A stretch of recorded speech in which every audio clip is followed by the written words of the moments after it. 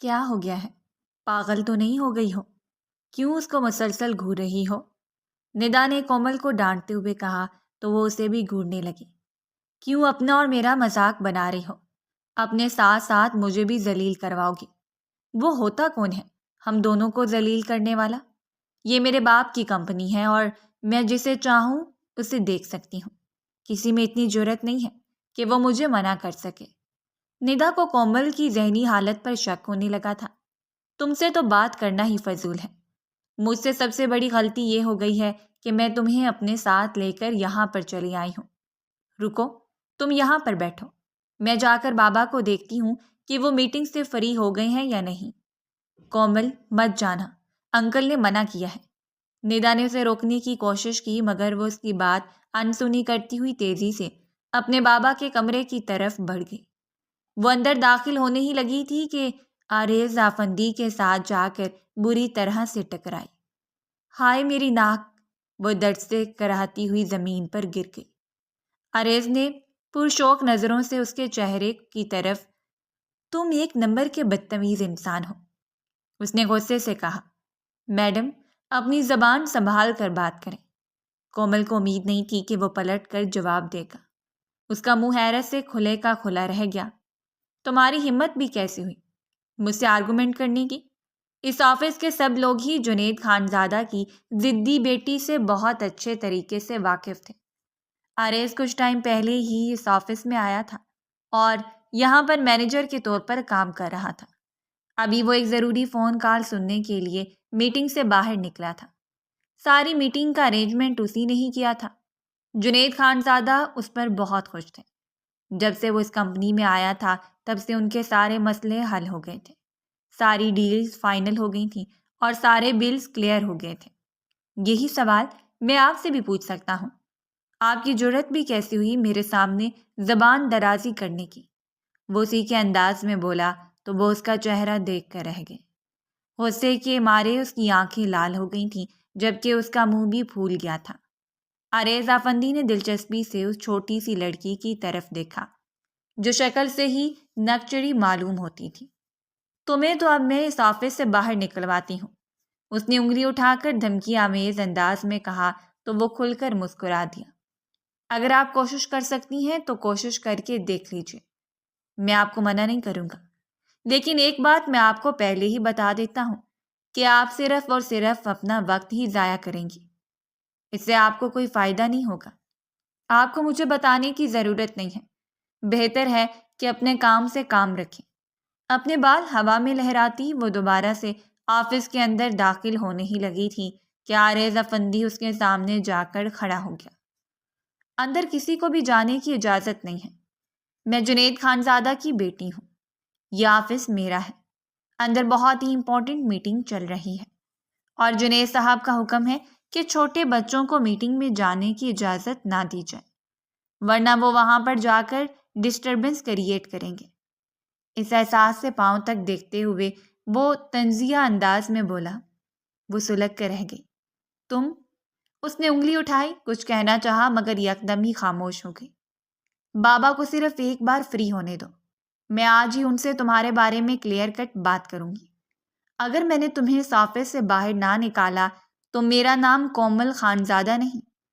خونخوار لہجے میں وہ اپنی بات مکمل کرتی ہوئی وہ وہاں سے چلی گئی تھی، جبکہ وہ کافی دیر تک اس کی پشت کو گھورتا رہا تھا۔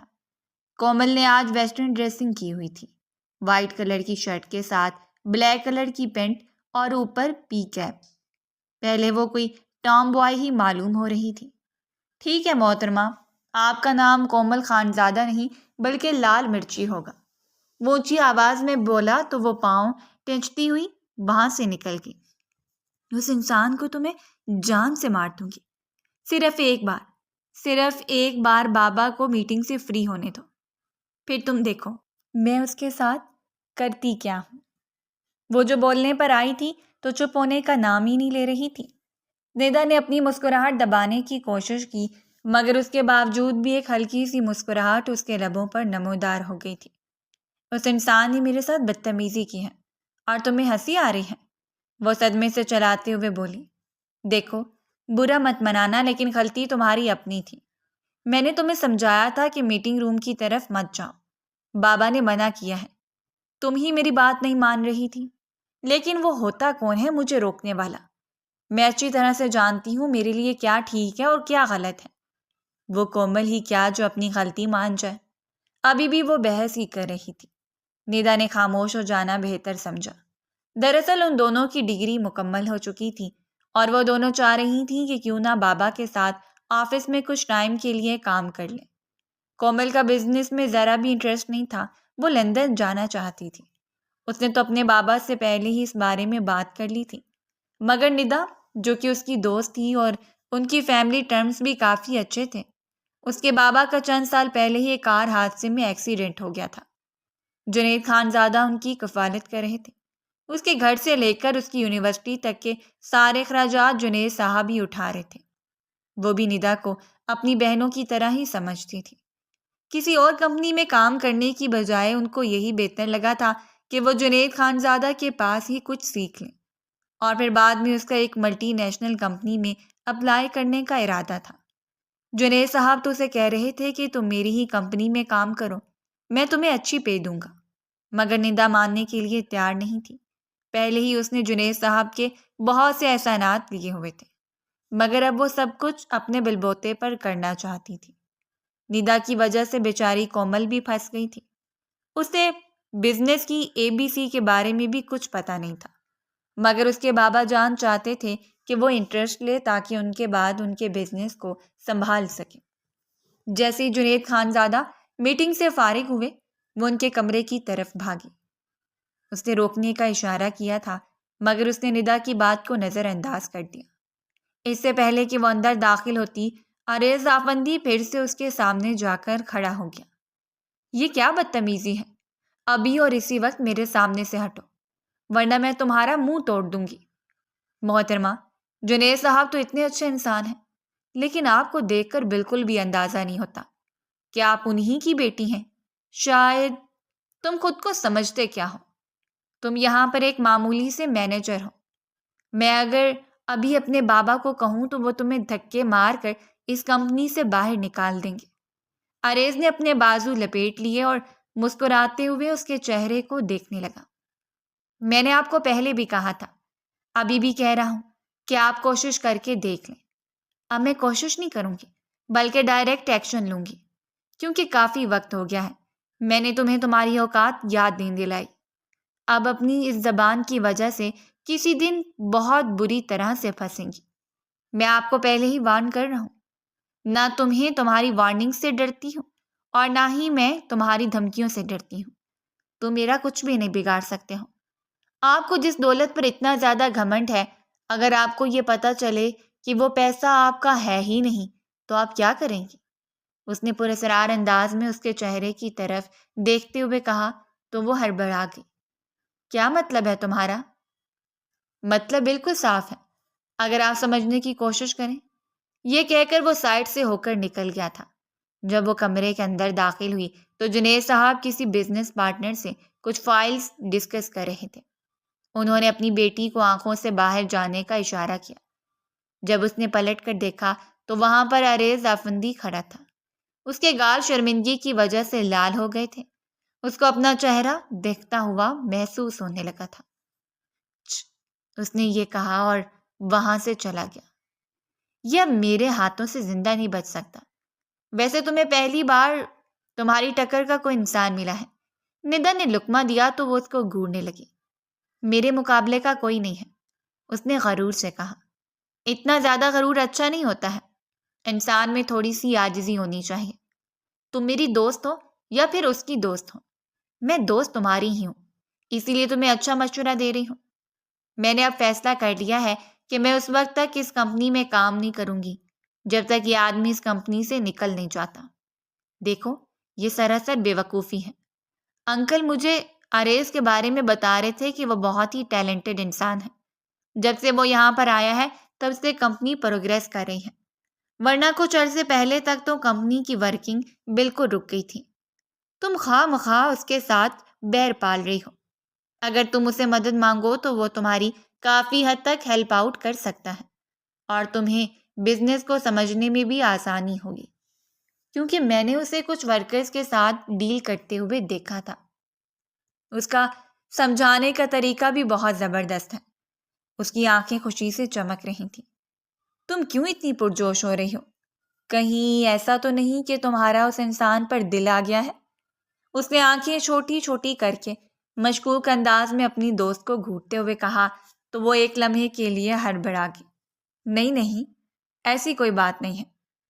تمہیں پتہ ہے کہ میں کیریئر اورینٹڈ لڑکی ہوں، اور جب تک میرا کیریئر نہیں بن جاتا تب تک میں ان چیزوں کے بارے میں سوچ بھی نہیں سکتی ہوں۔ اور جہاں تک کسی انسان کی تعریف کرنے کا سوال ہے تو میں یہ سوچتی ہوں کہ جو تعریف کے قابل ہے اس کی تعریف کرنی چاہیے۔ مجھے تو وہ کسی اینگل سے بھی تعریف کے قابل نہیں لگتا ہے۔ مجھے ایسے فیل ہو رہا ہے کہ بابا آج فری نہیں ہوں گے۔ میں یہاں سے جا رہی ہوں۔ یار کومل رکو۔ ندا نے اسے روکنے کی کوشش کی مگر وہ اس کی بات انسنی کرتی ہوئی آفس سے باہر نکل گئی تھی۔ اس وقت اس کا سر بہت بری طرح سے گھوم رہا تھا۔ اریز کا چہرہ بار بار اس کی نظروں کے سامنے آ رہا تھا۔ یہ اس کے ساتھ پہلا انٹریکشن نہیں تھا، بلکہ اس سے پہلے بھی اس کی اریز افندی سے ملاقات ہو چکی تھی۔ وہ حیران ہو رہی تھی کہ اریز تو ایک بہت ہی بڑا آدمی تھا۔ وہ اسے ایک بار لندن میں ملی تھی، جس کے پروٹوکول میں سینکڑوں گارڈز موجود تھے اور کسی کو بھی اس کے پاس جانے کی اجازت نہیں تھی۔ اس کی گاڑی غلط جگہ پر پارک ہوئی تھی، جس کی وجہ سے اریز صاحب اپنی گاڑی نہیں نکال پا رہے تھے۔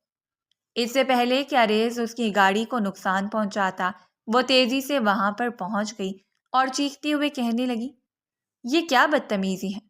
کیا تمہیں ذرا بھی مینرز نہیں ہیں؟ اریز نے گاڑی سے اپنا سر نکال کر اس چھوٹی سی لڑکی کی طرف دیکھا جو غصے سے سرخ ہو چکی تھی۔ ابھی تو میں نے کچھ کیا ہی نہیں ہے محترمہ، اس نے معصومیت سے آنکھیں ٹمٹماتے ہوئے کہا۔ میں نے ابھی دیکھا ہے تم میری گاڑی کو ٹکر مارنے والے تھے، کیونکہ آپ کی گاڑی غلط جگہ پر پارک ہوئی ہے۔ اللہ تعالیٰ نے انسان کو ایک عدد زبان سے بھی نوازا ہے۔ آپ یہی بات مجھے زبان سے بھی کہہ سکتے تھے، اس نے کوفت سے سر جھٹکتے ہوئے کہا۔ گارڈ تیزی سے اس کی طرف بڑھے تاکہ اس کو سائیڈ پر کر سکیں، مگر اریز نے ہاتھ اٹھا کر انہیں رکنے کا اشارہ کیا۔ اسے کچھ بھی مت کہو، چھوٹی سی لڑکی ہے اور تھوڑی سی جذباتی بھی ہے۔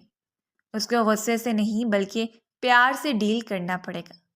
محترمہ، آپ اپنی گاڑی سامنے سے ہٹا رہی ہیں یا پھر میں اپنا کام شروع کروں؟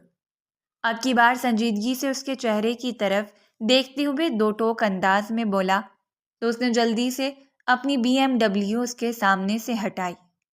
اس کے بابا بہت امیر کبیر تھے، مگر اتنے امیر بھی نہیں تھے کہ اسے دوبارہ سے وہی گاڑی خرید کر دیتے۔ یہ گاڑی اس نے بہت ہی منتوں کے بعد ملی تھی، جبکہ اریز افندی کی پورچ میں نہ جانے اس ماڈل کی کتنی گاڑیاں کھڑی تھیں۔ کتنا عجیب انسان تھا، مجھے تو کوئی مافیا معلوم ہو رہا تھا۔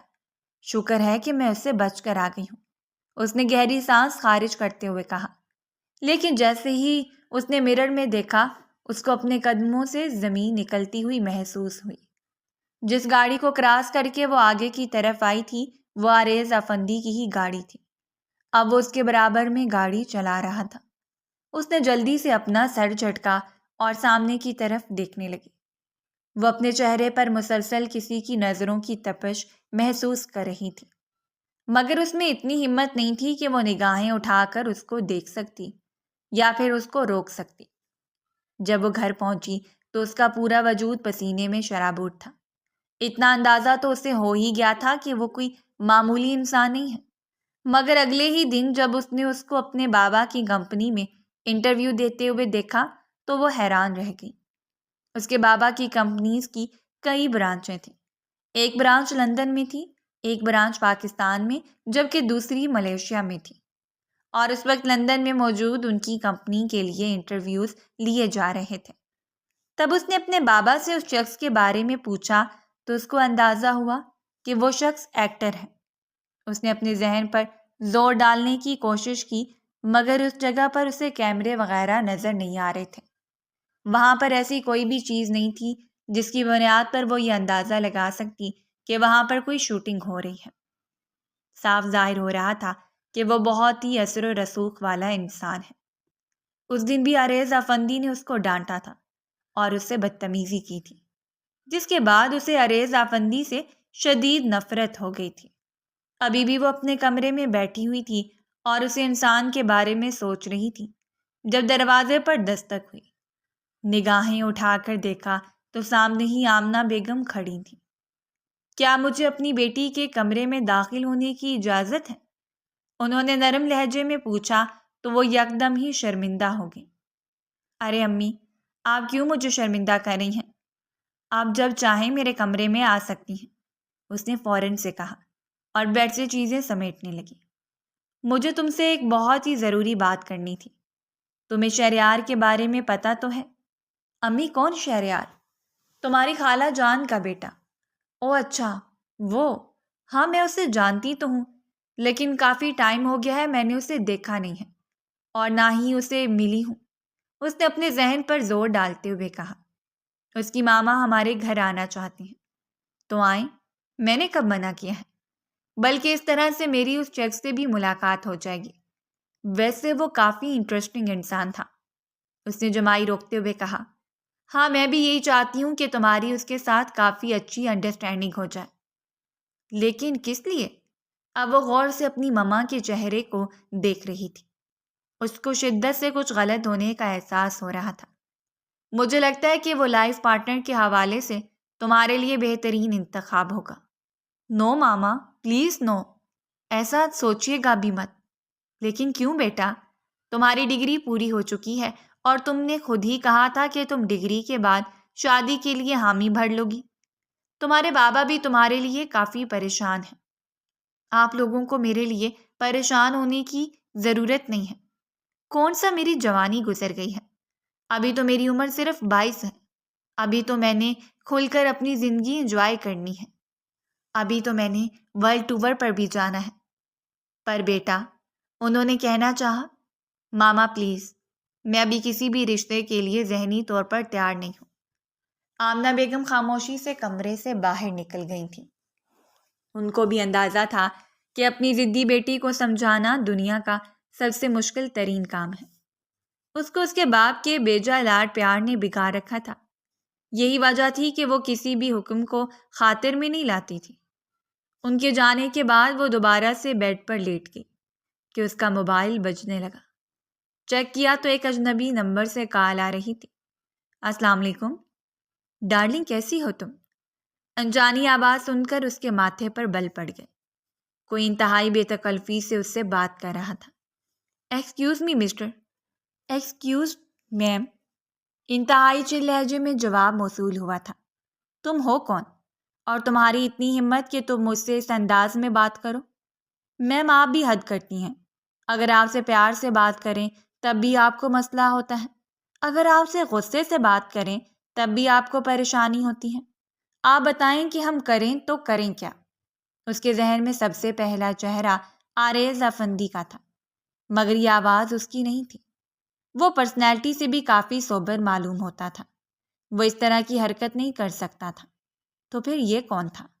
اس نے غصے سے کال کاٹ دی اور نمبر بلاک کر دیا۔ 5 منٹ گزرے ہی تھے کہ پھر سے اس کے نمبر پر کال آنے لگی۔ اب کی بار نمبر بھی چینج تھا۔ وہ مسلسل نمبرز بلاک کر رہی تھی اور کالز آئی جا رہی تھیں۔ اب وہ پی ٹی سی ایل کے نمبر سے کال موصول ہونے لگی تھی۔ آپ اپنے چاہنے والوں کو اتنی جلدی بھول جائیں گی؟ میں نے کبھی اپنے وہم و گمان میں بھی نہیں سوچا تھا۔ اس نے اپنے ذہن پر زور ڈالا۔ اس کے ذہن میں ایک جھماکا ہوا تھا۔ یہ آواز کسی اور کی نہیں بلکہ محسن خانزادہ کی تھی، جس کے ساتھ یونیورسٹی میں اس کی اچھی خاصی دوستی تھی، اور یہ دوستی بہت جلد محبت میں بھی تبدیل ہو جاتی اگر اسے محسن خانزادہ کی حقیقت کے بارے میں نہ پتہ چلتا۔ وہ ایک نمبر کا کرپٹ انسان تھا۔ ہر دوسری لڑکی کے ساتھ اس کی دوستی تھی اور ان لڑکیوں کو اپنے فلیٹ بھی لے جا چکا تھا۔ مجھے کیوں کال کی ہے؟ اب کیا مسئلہ ہے تمہیں؟ ہم دونوں میں جو تعلق تھا وہ کب کا ختم ہو چکا تھا۔ میری جان، وہ تعلق تو آپ نے ختم کیا تھا، مگر میرے دل میں آپ ابھی بھی بستی ہیں اور ابھی بھی میں آپ سے شدید محبت کرتا ہوں۔ میرے ساتھ فضول قسم کی بات کرنے کی کوشش مت کرنا، ورنہ میں تمہارا منہ توڑ دوں گی۔ ہائے، آپ کے لمس کے لیے تو ہم ترس گئے ہیں۔ آپ اگر موقع دیں تو ہم ابھی آپ کے پاس پہنچ جائیں۔ آپ اپنا یہ شوق پورا کر لیجیے گا، اس طرح سے ہمیں بھی آپ کا لمس نصیب ہو جائے گا۔ ویسے ہم کل بھی آپ کے پاس آئے تھے، مگر آپ نے اپنی سیکیورٹی کے حوالے سے کافی بندوبست کیے ہوئے ہیں، جس کی وجہ سے ہم آپ تک پہنچ نہیں پائے، لیکن امید ہے کہ آج کی رات آپ ہمیں اجازت دیں گی۔ تم یہ کیا بول رہے ہو؟ تم ایک پاگل اور نفسیاتی انسان تھے، اتنا تو مجھے پتا تھا، لیکن تم اس قدر گھٹیا نکلو گے، اس کے بارے میں نے کبھی اپنے وہم و گمان میں بھی نہیں سوچا تھا۔ ابھی تک تو آپ نے میرا گھٹیا پن دیکھا ہی نہیں ہے۔ رکیے، مجھے صرف 5 منٹ دیجیے، ابھی میں آپ کو اپنا گھٹیا پن بھی دکھاتا ہوں۔ یہ کہہ کر اس نے کال کاٹ دی۔ اب اس کے واٹس ایپ پر ایک نوٹیفیکیشن آیا تھا۔ اس نے اوپن کیا تو دیکھا کہ اس کی عجیب و غریب تصویریں تھیں۔ وہ بولڈ کپڑوں میں ملبوس تھیں اور تصویریں اس طرح سے ایڈٹ کی گئی تھیں کہ وہ اور محسن ایک دوسرے کے بہت قریب لگ رہے تھے۔ یہ سب کچھ جھوٹ ہے، حقیقت میں ایسا کچھ بھی نہیں ہے۔ یہ تو تمہیں پتا ہے اور مجھے پتا ہے، باقی دنیا کو اس بارے میں کیا پتا؟ اور ذرا ایک بار اپنے بابا کے بارے میں سوچو۔ ہائے بیچارہ شریف انسان، جب اس کے پاس یہ تصویریں پہنچیں گی تو اس کا کیا حال ہوگا؟ وہ تو شرم سے ڈوب کر ہی مر جائے گا۔ میرے بابا اس پر کبھی بھی یقین نہیں کریں گے۔ میرے بابا بہت اچھے طریقے سے جانتے ہیں، انہیں پتا ہے کہ میں ایسی حرکت کبھی بھی نہیں کر سکتی ہوں۔ چلو ٹھیک ہے، باقی دنیا کو دکھا دیتا ہوں۔ تم یہ سب کچھ کیوں کر رہے ہو؟ کیونکہ تم نے مجھے سب کے سامنے دھتکارا تھا۔ تمہیں کیا لگا تھا کہ میں اتنی آسانی سے تمہیں معاف کر دوں گا؟ وہ اب سارا الزام اس پر ہی ڈال رہا تھا۔ تم پہلے مجھ سے کل آ کر ملو، ہم ڈیٹیل سے اس بارے میں بات کریں گے، اور پھر ہم نے اپنی شادی کی ڈیٹ بھی تو فکس کرنی ہے۔ محسن کی بات سن کر اس کے تن بدن پر آگ لگ گئی تھی، مگر فی الحال وہ غصہ کر کے اپنا کام خراب نہیں کرنا چاہتی تھی، اس لیے اس نے اپنے آپ کو پرسکون کیا اور نارمل کرنے کی کوشش کی، لیکن سر درد سے پھٹا چلا جا رہا تھا۔ رات 12 بجے کا وقت تھا جب وہ اپنے کمرے سے باہر نکلی۔ اس نے ملازمہ کو کئی آوازیں دیں اور کال بھی کی تھی، مگر شاید وہ گھر جا چکی تھی۔ اس کی نظر لان میں پڑی تو ایک لمحے کے لیے اسے اپنی آنکھوں پر یقین ہی نہیں آیا۔ عارض افندی بازو لپیٹے انتہائی اطمینان سے وہاں پر کھڑے تھے اور سامنے لگے فوارے کو بہت ہی غور سے دیکھ رہے تھے، یوں جیسے اس سے بڑھ کر ان کے لیے کوئی ضروری کام ہی نہ ہو۔ وہ مضبوط قدم اٹھاتی ہوئی اس کے پیچھے چلی گئی۔ میں تمہاری حقیقت سے بہت اچھے طریقے سے واقف ہوں۔ میں جانتی ہوں کہ تم ایک بہروپیے ہو، اور بہت جلدی میں تمہاری حقیقت سب گھر والوں کے سامنے لے کر آ جاؤں گی۔ مجھے اندازہ ہو گیا ہے کہ تم میرے بابا کو دھوکہ دینے کے لیے آئے ہو۔ وہ کافی دیر تک عارض کے بارے میں بھی سوچتی رہی تھی۔ لندن میں اسے پہلی ملاقات ابھی تک اس کے ذہن میں پھنسی ہوئی تھی۔ اس بات کو نظر انداز کرنا سب سے بڑی بے وقوفی تھی۔ تم پر کوئی بھی یقین نہیں کرتا ہے، چھوٹی سی لڑکی، تمہاری بات کوئی بھی نہیں سنے گا۔ یہ تمہاری غلط فہمی ہے۔ ارے صاحب، اس سے پہلے کہ وہ اس سے مزید کوئی بحث کرتی، اس کا موبائل بجنے لگا۔ محسن کی پھر سے کال آ رہی تھی۔ اس کے چہرے کے تاثرات بگڑ گئے تھے، جبکہ آنکھوں میں بھی خوف اتر آیا تھا، کیونکہ وہ اسے واٹس ایپ پر سینکڑوں کے حساب سے میسیجز کر چکا تھا، لیکن اس کا ذہن کہیں اور ہی بھٹکا ہوا تھا، جس کی وجہ سے وہ میسیجز نہیں دیکھ پائی تھی۔ کیا ہوا ہے؟ سب ٹھیک تو ہے؟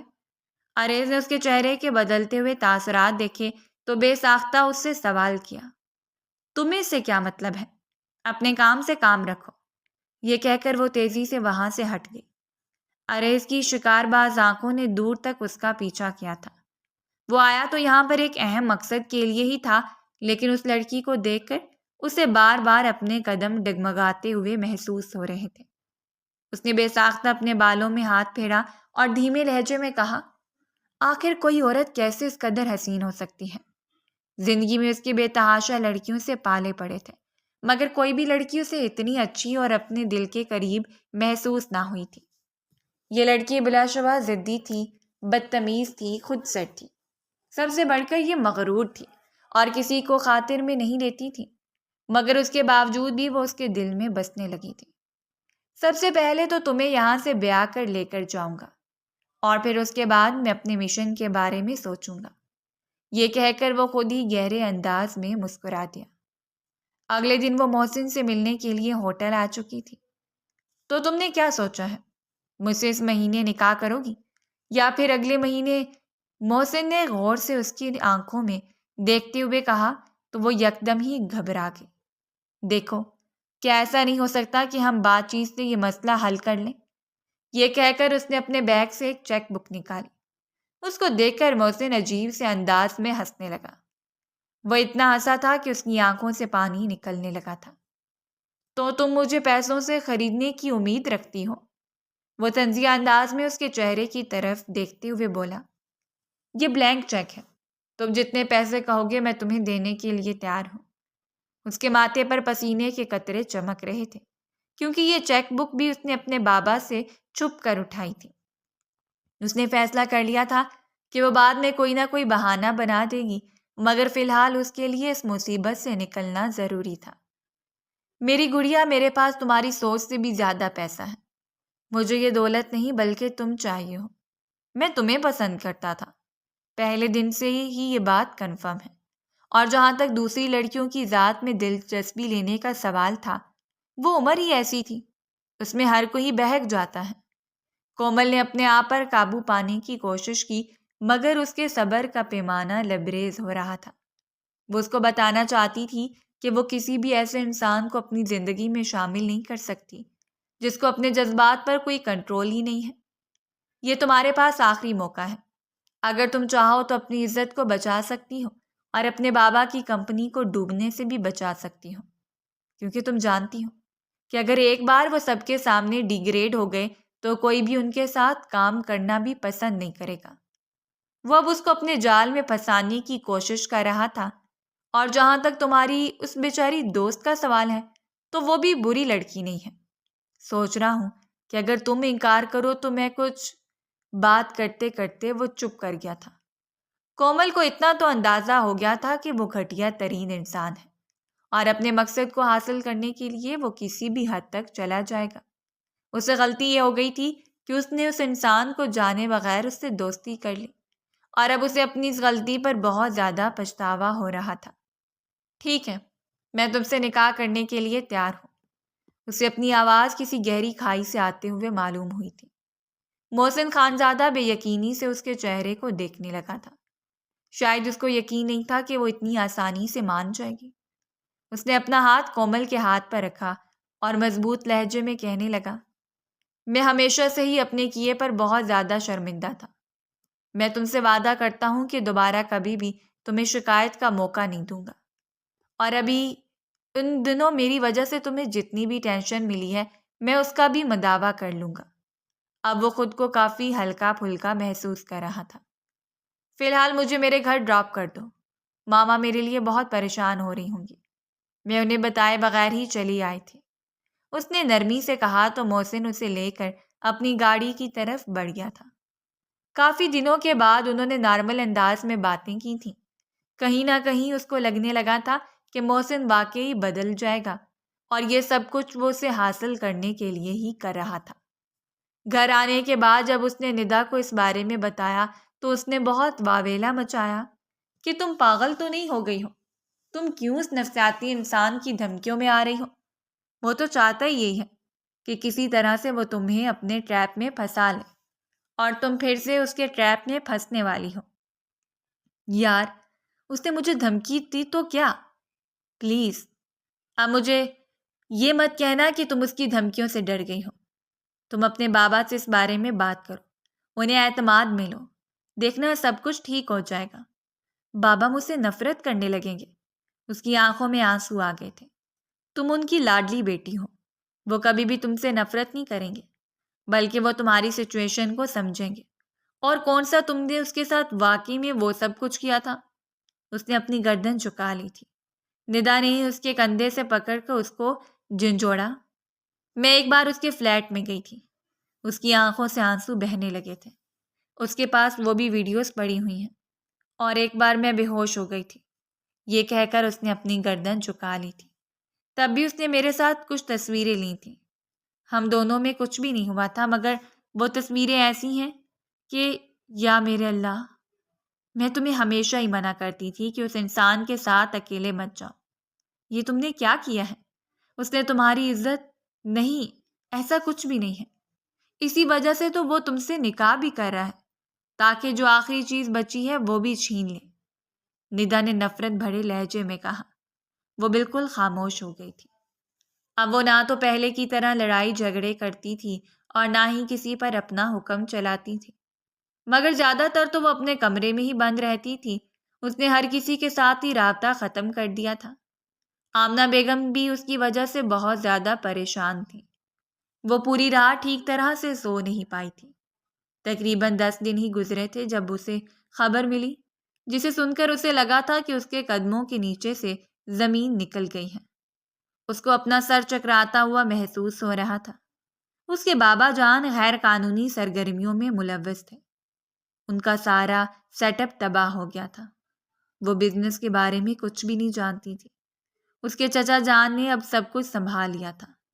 صرف کچھ ایسٹ تھے جو اس کے اور اس کی ماں کے نام تھے۔ کاش وہ بزنس کو سمجھ لیتی اور کمپنی کی ورکنگ دیکھ لیتی تو آج اسے سب چیزوں سے ہاتھ نہ دھونا پڑتا۔ وہ ایک بار اپنے بابا سے ملنے کے لیے جیل گئی تو اس کے بابا نے اسے بتایا کہ اب وہ کبھی بھی باہر نہیں آ سکتے ہیں۔ ان کا جرم یہ تھا کہ وہ معصوم لڑکیوں کو دوسرے ملک سمگل کرنے والی گینگ کے ساتھ کام کر چکے تھے۔ بعد میں انہوں نے یہ کام چھوڑ دیا تھا، مگر گینگ کے ممبرز نے ان کا نام لے کر ان کو بھی پھنسا دیا تھا۔ اس کو اپنی دنیا اجڑتی ہوئی محسوس ہو رہی تھی۔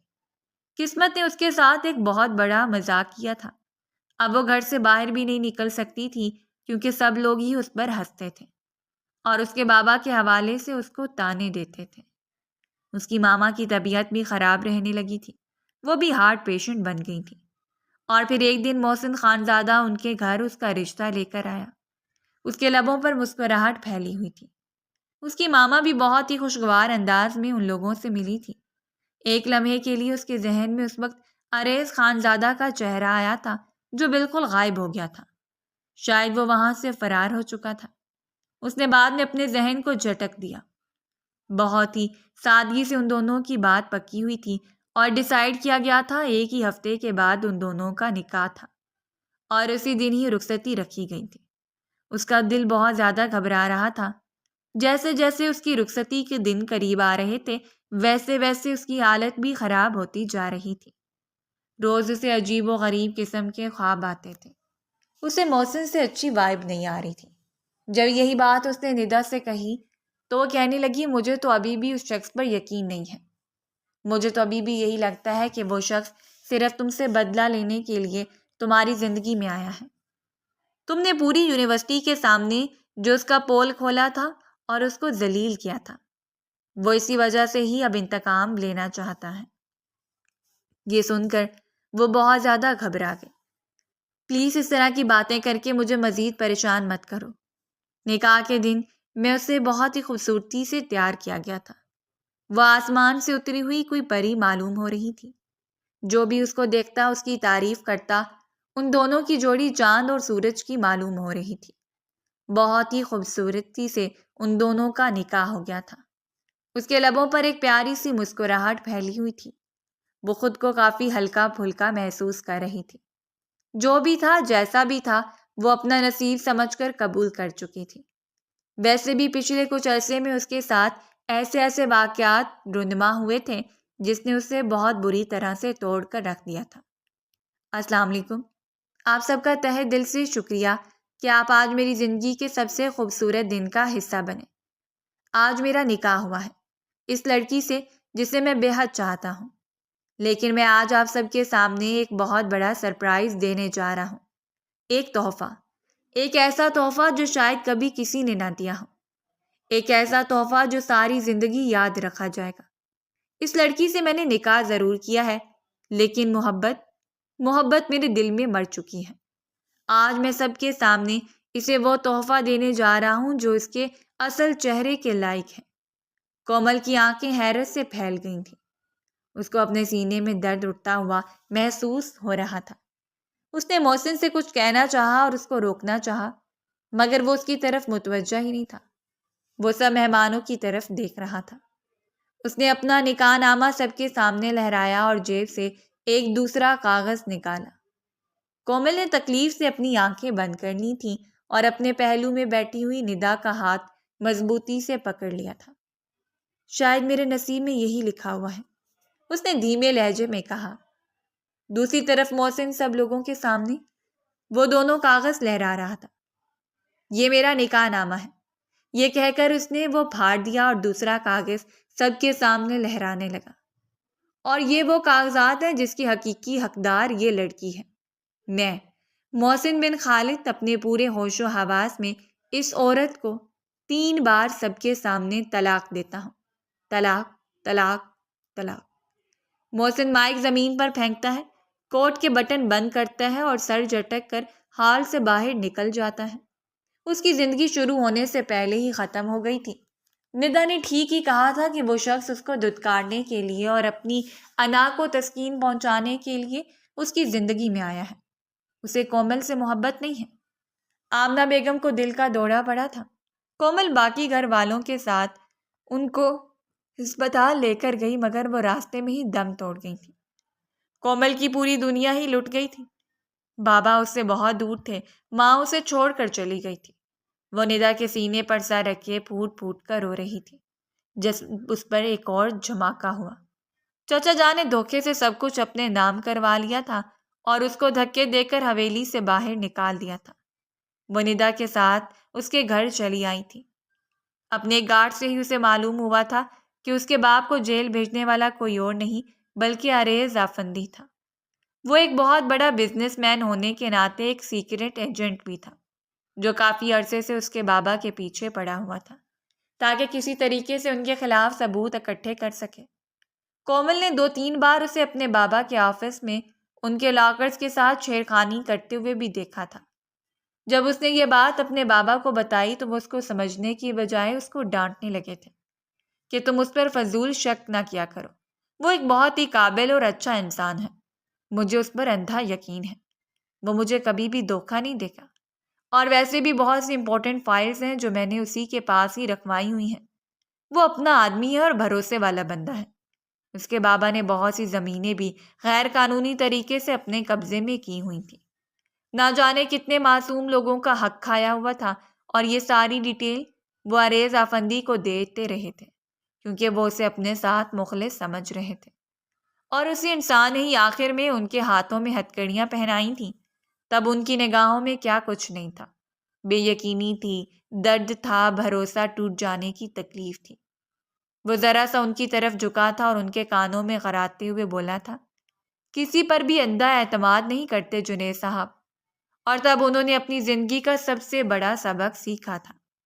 اس کی ماں کے انتقال کے 6 مہینے بعد عریض افندی اس کے گھر کے لاؤنج میں بیٹھا ہوا تھا۔ بہت بڑے جاگیردار کا بیٹا تھا، زمین و جائیدادوں کا مالک تھا۔ سامنے اس کے چچا جان تھے، مگر ان کے کندھے جھکے ہوئے تھے، جبکہ چہرے پر پریشانی کے تاثرات تھے۔ سعید صاحب ابھی اور اسی وقت ان کاغذات پر سائن کریں اور اس لڑکی کا حق اس کے حوالے کر دیں۔ جنید صاحب کی کچھ کمپنیز ایسی بھی تھیں جو انہوں نے اپنی محنت کے بلبوتے پر بنائی تھیں، اور اس پر اب کومل کا حق بنتا تھا۔ عریض کچھ عرصے پہلے ہی اکتوبر سے واپس آیا تھا، تب اس سب کے بارے میں پتہ لگا، اور اگر میں ایسا نہ کروں تو تم کیا کرو گے؟ تو جو حال آپ کے بھائی کا ہوا ہے وہی حال آپ کا بھی ہوگا۔ مجھے زیادہ وقت نہیں لگے گا آپ کا بایو ڈاٹا نکلواتے ہوئے۔ وہ مجھے دھمکی دے رہے ہو؟ وہ چلاتے ہوئے بولے۔ میں بس آپ کو سمجھانے کی کوشش کر رہا ہوں، ہوش کے ناخن لیجئے، وہ دھیمے لہجے میں بولا۔ کومل اب ایک پرائیویٹ اسکول میں پڑھاتی تھی کیونکہ وہ ندا کے گھر والوں پر مزید بوجھ نہیں بننا چاہتی تھی۔ ایک دن جب وہ اپنے اسکول سے باہر نکلی تو سامنے بلیک پراڈو کے ساتھ ایک آدمی کو ٹیک لگائے ہوئے دیکھا۔ اس نے فوراً سے اپنی نگاہیں پھیری، وہ اس کے پہلو سے نکلنے ہی لگی تھی کہ عریض اس کے سامنے جا کر کھڑا ہو گیا۔ کیسی ہو چھوٹی لڑکی؟ میں جھوٹے اور دھوکے باز لوگوں سے بات کرنا پسند نہیں کرتی، اس نے دو ٹوک انداز میں کہا۔ تمہارے ساتھ جو کچھ بھی ہوا ہے اس پر مجھے بہت افسوس ہے۔ اگر تم مجھے پہلے ہی اس انسان کے بارے میں بتا دیتی تو شاید وہ کبھی بھی اس حد تک نہ جاتا۔ آپ نے جو کچھ میرے ساتھ کیا ہے میرے لیے اتنا ہی کافی ہے، میں وہ مرتے دم تک یاد رکھوں گی۔ میں نے جو کچھ کیا ہے اس پر مجھے بالکل بھی شرمندگی نہیں ہے، وہ میں نے اپنے وطن کے لیے کیا ہے، کیونکہ غداروں کا کوئی حق نہیں ہے کہ وہ آزادی کے ساتھ اس وطن میں گھومیں اور اس وطن کو نقصان پہنچائے۔ غصے سے کومل نے اپنی مٹھیاں بھینچ لی تھیں۔ جانتی تھی کہ اس نے سب کچھ قانونی طریقے سے کیا ہے، مگر اس کے باوجود بھی اسے اریز پر غصہ تھا۔ وہ انجانے میں بھی اسے امیدیں لگا کر بیٹھی ہوئی تھی۔ جب چچا جان نے اسے سب کچھ چھینا تھا تو اسے لگ رہا تھا کہ اریز واپس آئے گا اور اس کی مدد کرے گا، مگر وہ انسان غائب ہو گیا تھا۔ میں ایک بہت ہی امپورٹنٹ کام کے سلسلے میں گیا تھا۔ میں نے آپ سے اس بارے میں پوچھا نہیں ہے، لیکن بتانا میرا فرض بنتا ہے۔ اب آپ کیوں آئے ہیں؟ اس نے فائلز کومل کے حوالے کی۔ یہ تمہارا حق ہے۔ جب اس نے فائلز کھولیں تو اس نے دیکھا کہ وہ تو جائیداد کے کاغذات تھے جو کچھ عرصہ پہلے اس کے چچا نے اسے چھینے تھے۔ آپ کا بہت شکریہ، وہ یہ کہہ کر اس کے پہلو سے نکلتے چلی گئی۔ آریز نے بے چینی سے اس کی پشت کو دیکھتا رہا۔ آریز صاحب، کمال تو آپ نے کیا ہے، دشمن کی بیٹی سے محبت کر بیٹھے ہو، اس نے بے چینی سے اپنے بالوں میں ہاتھ پھیرتے ہوئے کہا۔ اب وہ ندا کے گھر کے مسلسل چکر لگا رہا تھا۔ روز ہی وہ اس کی ماں کے ساتھ لاؤنج میں بیٹھا باتیں کر رہا ہوتا تھا۔ جویریہ صاحبہ کو وہ لڑکا بہت ہی پسند تھا اور اس بات پر بھی سب لوگ متفق ہو گئے تھے کہ جنید خان سادہ کے ساتھ جو کچھ بھی ہوا تھا بالکل ٹھیک ہوا تھا، ورنہ اس کی وجہ سے نہ جانے کتنی معصوم لڑکیوں کی زندگیاں برباد ہوتی۔ کومل بھی اپنے باپ کی وجہ سے ہر کسی کے سامنے ہی بہت زیادہ شرمندہ ہوتی تھی۔ ایک دن جویریہ بیگم نے کومل سے اریز کے حوالے سے بات کی تو اس نے سختی سے انکار کر دیا کہ میں مر جاؤں گی مگر کبھی بھی اس انسان سے نکاح نہیں کروں گی، وہ میرا سب سے بڑا دشمن ہے۔ اس کی آنکھوں سے مسلسل آنسو بہہ رہے تھے، حالانکہ غلطیاں اس کی اپنی تھیں، مگر اس کے باوجود بھی وہ اس کو الزام دے رہی تھی۔ ارے صاحب ابھی اپنے نام کے ایک تھے، محترمہ جہاں کہیں بھی جاتی تھی وہ وہیں پر چلے جاتے تھے۔ 24/7 وہ کومل صاحبہ کے پیچھے ہی خوار ہوتے تھے، اور پھر کومل کے لاکھ انکار کے باوجود بھی اس نے کومل کے ساتھ بزنس میں پارٹنرشپ بھی کر لی تھی۔ اکثر ہی ان کی میٹنگز ہوتی تھیں۔ وہ جان بوجھ کر اس کو بار بار مخاطب کرتا تھا، اسے جان بوجھ کر سوال کرتا تھا۔ یہ بات بھی سچ تھی کہ وہ ہر معاملے میں اس کو گائیڈ کر رہا تھا اور ہر بات میں اس کا ساتھ دے رہا تھا۔ وہ اس کے سامنے سیسا پلائی دیوار بن کر کھڑا ہو گیا تھا۔ کسی میں بھی اتنی ہمت نہیں تھی کہ وہ کومل کی طرف نگاہ اٹھا کر بھی دیکھ سکتا۔ جہاں تک محسن خانزادہ کا سوال تھا تو وہ اس کو بھی ہراسمنٹ کے کیس کے سلسلے میں جیل میں بند کروا چکا تھا۔ محسن صاحب کو بھی 3 سال کی جیل ہو گئی تھی۔ 3 سال سے پہلے نکلنا ان کے لیے مشکل ہی نہیں ناممکن تھا۔ تم کیوں میرے لیے اتنا ٹائم ضائع کر رہے ہو؟ ایک دن وہ اس کے ساتھ ہی موجود چیئر پر آ کر بیٹھ گیا تو وہ اس سے سوال کرنے لگی۔ میں بس چاہتا ہوں کہ تم ایک بار مجھ پر بھروسہ کرو۔ میں تم پر یقین نہیں کر سکتی ہوں۔ تم نے میرے بابا کو دھوکہ دیا ہے۔ تمہارے بابا کے ساتھ میں نے کچھ بھی غلط نہیں کیا، اور یہ بات تم بھی اچھے طریقے سے جانتی ہو۔ وہ خاموش ہو گئی تھی۔ اور اگر میں تمہیں چانس نہ دوں تو؟ وہ اس کی طرف سوالیہ نظروں سے دیکھتے ہوئے بولی۔ میں اس وقت تک کوشش کروں گا جب تک کہ تم راضی نہیں ہو جاتی، اور یہ مت سمجھنا کہ میں تمہیں چھوڑ دوں گا۔ تم میرے ساتھ ہراسمنٹ کر رہے ہو۔ نہیں ڈارلنگ، میں بس تمہیں منانے کی کوشش کر رہا ہوں، اور میں کبھی بھی راضی نہیں ہوں گی۔ یہ کہہ کر وہ وہاں سے اٹھ کر چلی گئی تھی، مگر زیادہ عرصے تک وہ بھی اپنی بات پر قائم نہیں رہ سکی تھی۔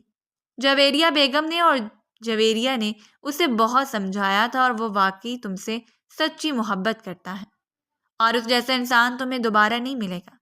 عقل مندی اسی میں ہے کہ اس سے نکاح کر لو۔ اب جویریہ صاحبہ ہی اس کا سب کچھ تھی۔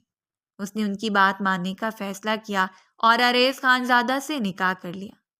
یہ فیصلہ اس کی زندگی کا سب سے بہترین فیصلہ ثابت ہوا تھا۔